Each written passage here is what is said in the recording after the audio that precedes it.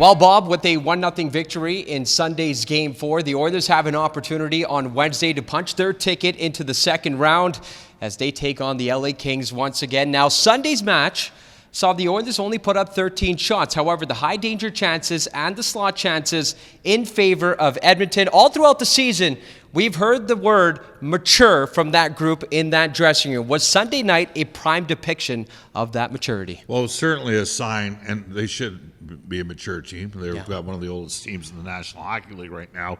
But, I think it was a sign that Edmonton is capable of playing games multiple different ways. And I think the general perception has been out there for a long time that the Oilers score their way out of problems, but they've given up, they give up too many goals against. And the reality is, since Chris Knobloch's been the head coach of the Edmonton Oilers, they're 5th in the league in goals against and 7th in the league in the penalty kill. Stuart Skinner had a terrific 2 games in Los Angeles, bounced back after a bit of a tough game 2 that saw the Oilers lose 5-4 in overtime. Edmonton gave away a couple of goals in that game, but Stuart stopped 60 of 61 shots, so he didn't give up anything cheap. The Oilers bombed LA in game 3. And then they went down a different path that maybe historically hasn't always been the modus operandi of this group, but nonetheless they found a way to win.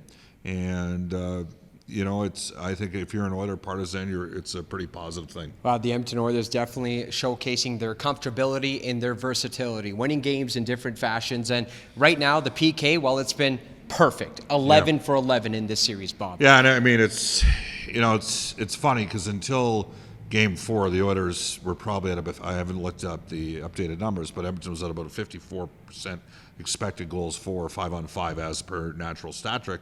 But the reality was LA was outscoring Edmonton 5-on-5 in the series, but Edmonton was killing them on the power play and combined special teams. So the power play is 8 for 15. It's at 54%, which is ridiculous. It's been a 3-year run here of Edmonton where they've been at 50% against LA in the playoffs, but it's the penalty kill. The penalty kill in Game 3. Kings had a couple opportunities in the first period. They did a great job, and they killed off their one shorthanded situation against LA Sunday night. So, and I'm going to circle back to the coach. The Oilers used too many forwards at the start of the year through the first 13 games. There were over 20 different forward combinations to start the year, and Chris really assigned roles. You take a look at it. We haven't seen a lot of McDavid or Hyman on the penalty kill. Leon's out there sometimes to take face-offs, not a lot of Evander Kane. Conversely, you see Nugent Hopkins out with either Derek Ryan or Sam Carrick. When Ryan's in the lineup, it's Ryan. When Carrick's in the lineup, it's Carrick. Then you got Fogle and McLeod together, and then Janmark's played a lot with Brown. So, obviously Connor hasn't gotten in any playoff games yet. So delineated roles, and the guys have taken ownership to it, and then who has to be your best penalty killer? Your goalie. And Stuart Skinner's been good when they've been on the power play. All right, Bob, you talked about both special teams. Well, of the 8 power play goals for the Edmonton Oilers, Connor McDavid has factored in all 8 of them. The first player in the Stanley Cup Playoffs to reach double-digit point totals as he looks to factor in on a big Game 5 on Wednesday night right here at Rogers Place.